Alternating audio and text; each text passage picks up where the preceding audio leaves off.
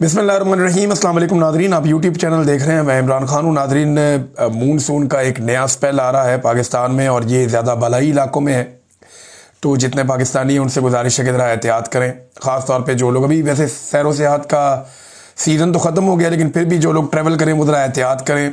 16 से 19 सितंबर तक, यानी 2 दिन के बाद ये स्पेल शुरू होने जा रहा है और 19 तक, अगले 3 दिन तक, ये 3-4 दिन ये जारी रहेगा। तो आप लोग बहुत एहतियात करें। अलीपुर में बंदोबस्त किया जा रहा है, शायद किसी आम शख्सियत ने वहाँ पे आना है और रातों रात वहाँ पे सड़कें तामीर हो रही हैं। वहाँ के लोग कह रहे हैं जी हम तो सैलाब में फंसे हुए हैं, इनको अपने सड़कें सीधी करने की पड़ गई है और मरम पट्टी हो रही है सड़कों की। मैंने आपको पिछले वीलॉग में बताया था। तो वो एक्चुअली जो एक गाना तैयार करना है उसमें मियाँ नवाज शरीफ साहब को इन करना अभी बाकी है। अब नवाज शरीफ साहब की कोई पुरानी वीडियो निकाल कर लगाई जाएगी या उन्हें दोबारा नए सिरे से सैलाबज़दा इलाकों में लाया जाएगा। बहरहाल नवाज शरीफ साहब की एक एंट्री अभी करवाई जाएगी और उन्हें पहुंचाया जाएगा किसी सैलाबज़दा इलाके में, ताकि एक जाली स्टेज बनाकर वहाँ पे लोगों को इकट्ठा करके नवाज शरीफ साहब को मौका दिया जाए कि वो लोगों से बातचीत करें। तो ये एक तरह की रीलॉन्चिंग होगी मियाँ साहब की। तो अलीपुर में कुछ बंदोबस्त किए जा रहे हैं। मे भी मियाँ साहब आएँ, हो सकता है वो वहाँ पे ना आए, मरीम नवाज पहुँचे या कोई और वहाँ पे पहुँचे, या शहबाज शरीफ किसी बैनुल-अक़वामी शख्सियत को लेकर पहुँच जाएँ पैसे इकट्ठे करने के लिए। लास्ट टाइम आपको याद है ये अक़वाम मुत्तहिदा के सेक्रेटरी जनरल को लेकर आ गए थे कि जनाब देखिए हम तबाह हो गए, बर्बाद हो गए, सब लुट गया, ख़त्म हो गया। फिर इनको जो पैसा मिला वो पैसा भी इन्होंने सैलाब मुतासरीन के ऊपर खर्च नहीं किया। ये एक बंद की मैं तस्वीर देख रहा था, ड्रोन से तस्वीर बनाई हमारे एक दोस्त ने, बड़ी दर्दनाक तस्वीर है। पूरा एक बंद है, दोनों तरफ उसके पानी है और लोग ऐसे उसके ऊपर भरे हुए हैं। एक क़यामत सुगरा का एक मंजर है, खुला आसमान है, ख़वातीन रो रही हैं, बच्चे रो रहे हैं, बड़े बड़े जवान जो हैं वो बिलक के रो रहे हैं, परेशान हैं कि हम जाएं कहाँ पे। इतनी बेबसी है लोगों की और हुकूमत जो है वो सिर्फ एक मखसूस बंद के इलाके में वहाँ जाती है। एक ख़ास एरिया पहले सेलेक्ट किया जाता है, वहाँ पे इंतज़ामिया पहुँचती है, सिक्योरिटी सारा बंदोबस्त हो जाता है, फिर हुकूमत के लोग पहुँचते हैं, वो वहाँ पर अपनी टिकटॉक बनाते हैं और निकल जाते हैं। हुकूमत ने अवाम को बिल्कुल तनहा छोड़ दिया है, किसी किस्म की कोई रिलीफ पब्लिक को मिल नहीं रही। टीवी चैनल्स को धड़ाधड़ पैसा दिया जा रहा है, अखबारात को पैसा दिया जा रहा है। यानी अखबारात अगर आप देखें तो पहला जो पेज है पूरा का पूरा वो इश्तिहारों से भरा हुआ होता है। महकमा मौसमियात का इश्तिहार लगा हुआ था नवाए वक्त में, मैं हैरान हो रहा था आधे सफ़े का, ज़रूरत क्या है उसकी। धड़ाधड़ इश्तिहारात मिल रहे हैं, सबको मिल रहे हैं, अखबारात को भी मिल रहे हैं, टीवी चैनल्स को भी मिल रहे हैं। बस उनको ये कहा गया है कि आपने तबाही और बर्बादी नहीं दिखानी। 1-2 टीवी चैनल्स ने ब्लैकमेल करने के लिए कोई रिपोर्टें शिपोर्टें चलाई, फिर उसके बाद उनको इश्तिहारात दिए गए, डाउन चला गया मामला। आप ज़रा सोचें कि ये जो तबाही और बर्बादी डिजिटल मीडिया अपने बहुत थोड़े से फंड से दिखा रहा है। यानी डिजिटल मीडिया का एक जर्नलिस्ट जो है उसके पास क्या होता है, एक ऐसे मोबाइल फ़ोन होता है, एक सिंपल, एक माइक होता है और बस कुछ नहीं, वो उसके साथ कवरेज करता है। सैलाब ज़दगान के साथ ही वो कहीं रोटी खा लेता है, वहीं पे कहीं रात गुजार लेता है, उठता है फिर वहीं पे काम शुरू कर देता है। अब मुझे आप बताएं ना कि ये जो जिनका रोज़ का बजट 1000 रुपया है, मैक्सिमम 1000-1500 होगा, 2000 हो जाएगा बहुत ज़्यादा कर लें तो, और जिनके पास जो सामान है वो 50,000 से भी कम का है, वो लोग कवरेज कर रहे हैं और वो कुछ दिखा रहे हैं जो कोई नहीं दिखा रहा। और दूसरी तरफ जिस मीडिया को अरबों रुपए मिलते हैं, जिस मीडिया का अपना एक एक दिन का बजट करोड़ों में है, वो कुछ भी नहीं दिखा रहा। ये कैसे मुमकिन है? जिनके पास बेहतरीन कैमरे हैं, गाड़ियां हैं, रिपोर्टर्स हैं, न्यूज़ रूम्स हैं, जदीद सलाहियतें हैं, उनके पास ड्रोन कैमराज हैं, जिनके पास इतना सारा कुछ है, वो कुछ भी नहीं दिखा रहे। और जिनके पास कुछ भी नहीं है, कुछ भी नहीं है जिनके पास, वो आपको सारी पिक्चर दिखा रहे हैं। मतलब ये है कि इस वक्त पाकिस्तान के मीडिया को जो पैसा दिया जा रहा है, उनके जो पेट भरे जा रहे हैं, उसके पीछे एक ही मकसद है कि आप हुकूमत की तरफ कारकर्दगी बताएं, आपने तबाही और बर्बादी बिल्कुल नहीं दिखानी। यानी मैंने ये मंजर भी देखा है कि वहाँ पे डिजिटल मीडिया के लोग पहुंचे, उन्होंने जाकर पूछा जी कश्तियाँ क्यों खड़ी हैं, लोगों को रेस्क्यू कीजिए, हम होकर आ रहे हैं। हम प्राइवेट कश्ती लेकर गए थे, हम देख कर आए, बहुत लोग फंसे हुए, उनको निकालें वहाँ से। यानी हमने जो कश्तियाँ भेजी, हमारी अल्हम्दुलिल्लाह अब 5 या 6 कश्तियाँ हो गई हैं। हम जहाँ कश्ती मिलती है हम लेते जा रहे हैं और पहुँचाई जा रहे हैं। तो हमारी कश्तियाँ जो हैं वो लोगों को निकाल निकाल के बाहर लेकर आ रही हैं। जो अपना घर देखने के लिए जाना चाहते हैं या कोई सामान लेकर आना चाहते हैं तो हम उनको भी लेकर जाते हैं, फिर वापस लेकर आते हैं।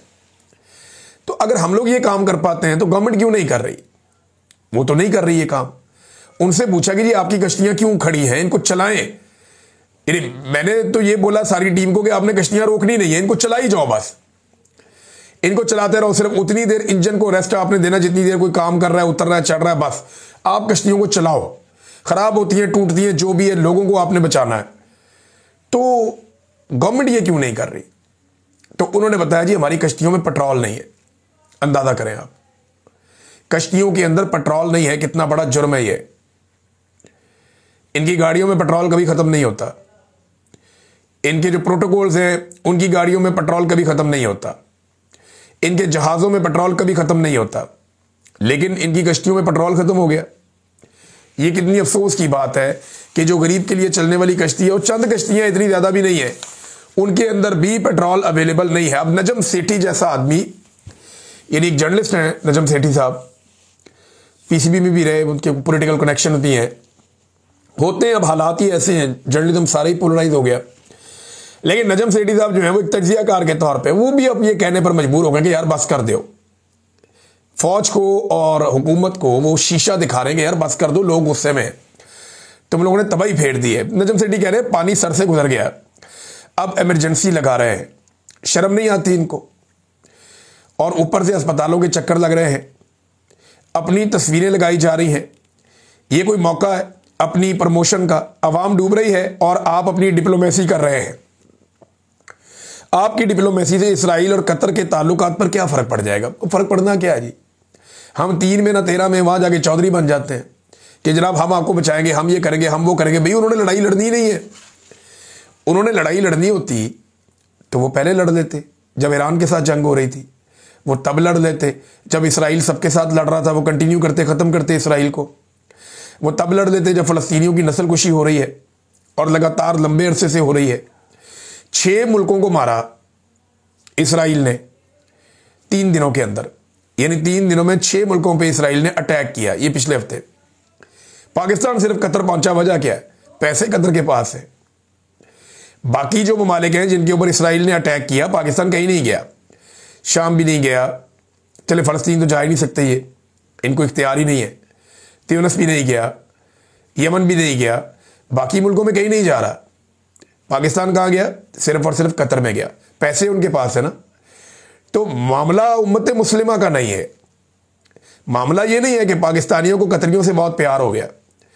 मामला ऐसा लगता है कि कतर के पास क्योंकि पैसे हैं, गैस है, इख्तियार है, लिहाजा कतर के पास हम जाएंगे, बाकियों को हम नहीं पूछेंगे। लबनान और शाम के साथ इसराइल क्या करता है, हमें इससे कोई लेना देना नहीं है। त्यूनिस के साथ, यमन के साथ क्या करता है, हमें इससे कोई लेना देना नहीं है। बस कतर के पास पैसा है, लिहाजा इस मामले में हम बीच में पड़ेंगे। तो ये आपकी ख्वाहिश रह जाएगी कि वो आपके लिए एक लड़ाई लड़े और आप उस लड़ाई से फ़ायदा उठाएं। कतर का तो स्टेटमेंट बड़ा सादा सा है कि गौर कर रहे हैं कि इसराइल का गैस बंद करनी है या नहीं। अभी भी वो गौर कर रहे हैं, तो वो अपने फ़ायदे और नुकसान को जानते हैं, आपसे बेहतर जानते हैं। कभी वज़ीर-ए-आज़म पहुँच जाता है, कभी आर्मी चीफ चला जाएगा, अब कभी वो चला जाता है, क्या नाम है, डिप्टी वज़ीर-ए-आज़म चला जाता है, वो पहुँच गया। तो ये तो नाज़रीन पाकिस्तान के हालात हैं और वो कोई लगाता नहीं है। सदर पाकिस्तान ऐसे हालात में पहुँच गए जनाब, चीन चाइना के दौरे पे, पहले वो लंबा चौड़ा वफद लेके पहुँच जाते हैं, पीछे से जनाब उनका बेटा और बेटी भी पहुँच गए एक प्राइवेट तैयारे में, एक निजी प्रवास के जरिए से। पूरे जहाज में कोई नहीं, ये बहन भाई अपना प्रोटोकॉल लेके ये भी पहुँच गए, शंघाई पहुँच गए अपने वालिद के पास। फैमिली टूर बनाए हुए हैं नाज़रीन इन्होंने, अवाम का पैसा लग रहा है और फैमिली टूर बने हुए हैं। ये अपनी लाइफ इस वक्त फुल इंजॉय कर रहे हैं। वजह यह है कि मिलिट्री एस्टेब्लिशमेंट को इन्होंने फंसा लिया है। ये जानते हैं कि इमरान खान मिलिट्री एस्टेब्लिशमेंट को कान पकड़ा देगा और मिलिट्री एस्टेब्लिशमेंट इमरान खान से सहमी हुई है। लिहाजा यही मौका है हमारा कि हम जो मर्जी लोशे करें, हमें ना एस्टेब्लिशमेंट छेड़ सकती है। अवाम में तो वैसे ही हमें वोट नहीं डाला तो उनकी क्या औकात है। दूसरा, हमें पूछने वाले इस मुल्क में कोई नहीं है, अदालत हमने काबू कर लिया, चलो मौजा करिए। ये तो मौज मस्ती में लगे हुए हैं। दूसरी तरफ देखें ना, एक खानदान है वो मरी जाके बैठता है, वो पुलिस सारी पंजाब की मरी पहुंच जाती है। ये जरा खबर देखें आप कि मरी के अंदर स्पेशल सिक्योरिटी के ऊपर पुलिस वाले पहुंचाए गए और जीका गली के अंदर जो एमसी स्कूल है उसके अंदर पुलिस वाले जाके ठहरे, क्योंकि बंदोबस्त कोई नहीं था ना, स्कूल के अंदर ही ठहरा दिया। जो बच्चे जहां पढ़ने जाते हैं स्कूल में, जीका गली, वहां पे पुलिस वालों को ले जाके उधर बैठा दिया कि आप स्पेशल ड्यूटी पे आए, यहाँ पे शहजादे शहजादियां आते हैं, राजकुमार राजकुमारियां आती हैं, लिहाजा यहाँ पे जो है वो आपने ड्यूटी देनी है, तो आपको ठहराने का बंदोबस्त इस स्कूल में कर दिया गया। अब वो आर्जी तौर पे स्कूल में पुलिस वाले आ गए, बच्चे सुबह स्कूल पहुंचे तो पता चला जुम्मे वाले दिन छुट्टी है, जाओ स्कूल में जगह नहीं है, पुलिस बैठी हुई है। ये दुनिया के किसी मुहज़्ज़ब मुल्क में हो सकता है? पाकिस्तान में ये हो रहा है बदकिस्मती से, हम होता हुआ देख रहे हैं। वफाकी वजीर ये मशवरा देते हैं, जनाब आलू महंगे हो गए ना, आलू का बाइकआउट कर दो, कौम आलू खाए ही ना, आलू अच्छा है ही नहीं। भाई आलू तो फिर भी ज़मीन में उगता है, कुदरत उसे पैदा करती है, उसमें एनर्जी है, बहुत सारे उसमें ग़िज़ाइयत है। चीनी के बाइकआउट का बोलो ना, वो क्यों नहीं बोलते? क्योंकि शुगर मिल माफिया आपके बॉसेज हैं। चीनी के खिलाफ बात करो। अगर कोई एक चीज़ जो इंसानों के खाने के लिए आज के दौर में सबसे ख़तरनाक है तो वो चीनी है। चीनी का इस्तेमाल जो है वो आपको बेशुमार बीमारियों का शिकार करता है। आपको कैंसर हो सकता है, स्किन की डिजीज़ हो सकती हैं, मोटापा होता है, शुगर होती है, शुगर से रिलेटेड बहुत सारी बीमारियां वो हो जाती हैं, जोड़ों के मसाइल हो जाते हैं, ब्लड प्रेशर के मसाइल हो जाते हैं। जितनी बीमारियां चीनी के नाम से जो केमिकल मार्केट में बिक रहा है, एक्चुअली ये केमिकल है ना, चीनी केमिकल से बनती है। आप मुझे बताएं ना ये कैसे बनती है, क्या कोई जानता है? गन्ने से तो गन्ने का रस बनता है और उससे जो है वो गुड़ बन जाता है, गुड़ से आप उसको पीस ले तो शक्कर बन जाती है, बस इतना ही है। लेकिन चीनी कैसे बनती है कोई जानता है? ये केमिकल्स डाले जाते हैं, उसका रंग उड़ाया जाता है, उसको सफ़ेद रंग के क्रिस्टल में जो तब्दील किया जाता है, ये केमिकल्स हैं जो करते हैं। और ये केमिकल्स आपके जिस्म पे वो नुकसानात पहुंचाते हैं जिनसे आप कभी बाहर नहीं आ सकते, नाकाबिले तलाफी नुकसानात पहुंचाते हैं। तो चीनी का तो एक दाना भी जहर है, उसका बाइकआउट हम नहीं करते। अगर हम चीनी का बाइकआउट कर दें ना हमारी कौम सिर्फ, तो एक माफिया को पूरे को लगाम पड़ जाएगी, बेड़ा ही गर्क हो जाएगा इनका, इनके पल्ले कख नहीं बचेगा। ये अरबों खरबों रुपया चीनी से निकालते हैं हर साल और अवाम के पेटों से निकालते हैं। बहरहाल वहां पे नहीं कहेगा, वफाकी वजीर हनीफ अब्बासी साहब थे, उन्होंने ये आलू के बाइकआउट का मशवरा दिया, चीनी के बाइकआउट का मशवरा दें ताकि कौम का कोई भला भी हो। नाज़रीन, पाकिस्तान तहरीक इंसाफ ने एक नया मिशन शुरू किया है और ये पाकिस्तान तहरीक इंसाफ का इनिशिएटिव है और सोशल मीडिया के ऊपर अब इसे देख रहे हैं। अहमद खान साहब हैं कनाडा में, गालिबन उन्होंने इसका आगाज़ किया था और उनका आगाज़ जो है वो अब फैलता जा रहा है। ये है मिशन नूर। ये क्या है, सिंपल मैं आपको करूं तो ये है कि अनाउंसमेंट ये की गई है कि 20 तारीख को, 20 सितंबर की रात को पाकिस्तान में 9 बजे तमाम लोग अपने घरों की छतों पर आएँ और आज़ान दें और उसकी वीडियो बनाकर सोशल मीडिया पर डाल दें। सोशल मीडिया पे इसलिए डाल देंगे सारी दुनिया को पता चल जाए कि लोग आज़ान दे रहे हैं, वो एक तहरीक बन जाए। और आज़ान देने का मतलब यह है कि अल्लाह रब्बुल इज़्ज़त से इस जालिम रजीम के खिलाफ मदद मांगना, यानी जालिम हुक्मरानों से निजात के लिए दुआ है एक कि हम अल्लाह को पुकार रहे हैं। देखिए हर हाल में हम लोग अल्लाह को ही पुकारते हैं, जब भी मुश्किल आती है हम सबसे पहले अल्लाह को पुकारते हैं। मैंने बहुत सख्त टाइम देखा, मैं सिर्फ अल्लाह रब्बुल इज़्ज़त से मदद मांगता था, उसने मेरी मदद की भी है। तो अल्लाह को ही पुकारना चाहिए। बल्कि मुझे याद है अच्छी तरह, मैं जब उस कैद में था तो कभी कभी मैं आज़ान देता था, यानी मेरा दिल करता था मैं आज़ान दूं तो मैं आज़ान देता था, क्योंकि अल्लाह को पुकारने का एक बेहतरीन तरीका है वो, तो मैं आज़ान देता था, मुझे याद है। तो ये मिशन नूर है, एक अच्छी बात है। इसमें लोग अपनी तकालीफ, अपनी मुसीबतें, जो इंसानी हकूक़ की पामालियाँ हो रही हैं, जो जुल्म जबर फस्तायत है, जो मिलिट्री एस्टेब्लिशमेंट ने एक जाली रजीम मुसल्लत करके लोगों को कुचल दिया है, लोग अल्लाह रब्बुल इज़्ज़त से मदद मांगेंगे, अल्लाह से रुजू करेंगे। फ़लस्तीन के बारे में भी दुआ करें, बाकी दुनिया में जहाँ जहाँ मुसलमान पिस रहे हैं उनके बारे में भी दुआ करें। और ये एक नुक्ता आगाज़ है मिशन नूर के बारे में जो मैंने सुना है, एक ये नुक्ता आगाज़ है। इसके बाद बाकायदा एक तहरीक शुरू करने का इरादा है पाकिस्तान तहरीक इंसाफ का। ये एक डिफरेंट एंगल से आ रहे हैं। वैसे मिशन नूर की अनाउंसमेंट से कुछ परेशानी तो है, जो ताकतवर हल्के हैं उन्हें, कि ये एक नया सिलसिला। पाकिस्तान तहरीक इंसाफ की ये खूबी है कि वो आराम से नहीं बैठते, वो कुछ ना कुछ करते रहते हैं और किसी ना किसी तरीके से लोगों को इकट्ठा करना जानते हैं। तो अब एक ये नई चीज़ है, मैंने कहा मैं आप तक पहुंचाऊं कि यहाँ पे क्या होने जा रहा है। इसको रिपोर्ट भी करेंगे, फर्दर इस पर हम बात करते रहेंगे। नादरीन, शहबाज राणा साहब हमारे एक बड़े अच्छे जर्नलिस्ट हैं, बिल्कुल किसी किस्म की कोई कंट्रोवर्सी उनके हवाले से नहीं है, मैं बड़ी अच्छी तरह उन्हें जानता हूँ। शहबाज राणा साहब एक्सप्रेस न्यूज़ में प्रोग्राम करते हैं, बड़े मोतबर सहाफ़ी हैं। हम लोग तो बहुत सारे सहाफ़ी पाकिस्तान में क्रिटिसाइज़ किया जाता है कि आप फलाने को ज़्यादा मारते हैं, फलाने को कम मारते हैं, लेकिन शहबाज राणा साहब हर दौर में बड़ी अच्छी जर्नलिज्म करते रहे। अब उन पर भी मुकदमा कर दिया गया। वजह यह है कि वो हुकूमत को एक्सपोज कर रहे थे और मुआशी पॉलिसियों को बेनकाब कर रहे थे, हर चीज़ लाकर सामने रख देते थे। लिहाजा उनके ऊपर भी मुकदमा दर्ज करके उनकी आवाज़ को दबाने की भी कोशिश की जा रही है। नाज़रीन, तैमूर झगड़ा साहब से एक मामला शुरू हुआ था, आपको याद होगा, मैंने आपको रिपोर्ट किया था कि वो एंटी करप्शन में चले गए और उन्होंने कहा कि जितने आरओज़ हैं, जिन लोगों ने मेरे हल्के का रिजल्ट दिया है, जो ब्यूरोक्रेसी वहाँ मौजूद थी, उनको बुलाया जाए और बुला के पूछा जाए कि क्या मैं इलेक्शन हारा हूँ। वो मामला खुलना शुरू हो गया। ब्यूरोक्रेसी ने एंटी करप्शन के साथ कोऑपरेट नहीं किया, जिन्होंने किया वहाँ मामला खुल गया कि इलेक्शन तो तैमूर झगड़ा जीता था, लेकिन फॉर्म 47 जाली जारी कर दिए गए बाद में। अब जब ये मसला खुला तो इलेक्शन कमीशन बीच में आ गया, उसने अपनी कहानियां शुरू कर दी, लेकिन एंटी करप्शन को चला रहे हैं वहाँ मुसद्दिक अब्बासी साहब, वो डट गए हैं। सूरत हाल क्या है मैं डिटेल्स आपको बताऊंगा, लेकिन एक सादी बात आपको बताऊं कि ना इलेक्शन कमीशन, ना पाकिस्तान की एस्टेब्लिशमेंट और ना ही सूबाई हुकूमत खैबर पख्तूनख्वा की ये चाहते हैं कि तैमूर झगड़ा साहब को उनकी नशिस्त वापस मिले। ये मैं आपको कैटेगोरिकली बता रहा हूं कि सूबाई हुकूमत इसलिए नहीं चाहती कि तैमूर झगड़ा इमरान खान साहब की जानिब से वजारत आला की एक चॉइस हो सकते हैं। हालांकि इमरान खान ने कई दफ़ा कहा कि उनको काबीना में शामिल किया जाए, लेकिन गंडापुर साहब ने उन्हें काबीना का हिस्सा भी नहीं बनाया अभी तक। तो तैमूर झगड़ा साहब ने सिस्टम को अभी जकड़ा हुआ है और वो जिद में लगे हुए हैं कि मैंने हर फॉरम का दरवाज़ा खटखटाना है। और ये ठीक है बात कि एंटी करप्शन के जरिए से आप बुलाएं, उनको पूछें तो सही ना कि भाई तुमने जो फार्म जारी किया था असली कौन सा और नकली कौन सा है, तो मामला सीधा हो सकता है। नादरीन, एक रिपोर्ट आई है और ये ड्रॉप साइट न्यूज़ ने ये इंकशाफ किया है, ये बहुत इंपॉर्टेंट है, मैं आपके सामने रख देता हूँ जाते जाते।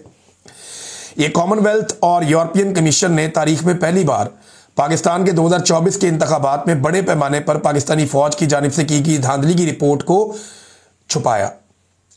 यानी रिपोर्ट छापी जाती है लेकिन उसको छुपा लिया गया। ये बड़ी अहम बात है। यानी रिपोर्ट क्या कहती है, उसको छुपा लिया गया, छापा नहीं गया। कॉमनवेल्थ और यूरोपियन कमीशन, अब ये मगरबी तंजीमें हैं, अब इनका काम ये था कि ये पाकिस्तान में बताते क्या हुआ है। वो रिपोर्ट क्या कहती है, अब ये इंकशाफात सामने आए हैं और ड्रॉप साइट न्यूज़ ने इंकशाफात किए हैं। वो बताते हैं कि 2024 के इंतखाबात में बड़े पैमाने पर धोखाधड़ी हुई, जिसकी वजह से मिलिट्री एस्टेब्लिशमेंट की हमायत याफ्ता पार्टियों को अवाम की मर्जी के खिलाफ हुकूमत दी गई।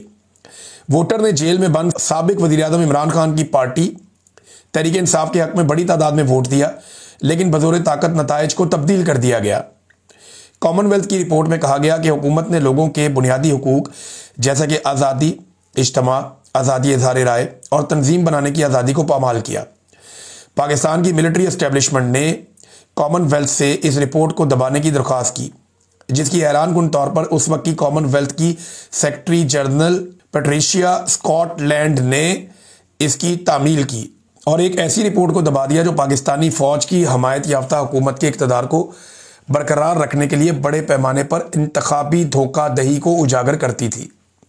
ये कॉमनवेल्थ की 70 साल तारीख में पहला मौका है कि उसने अपनी इस तरह की इंतखाबी रिपोर्ट को छुपाया।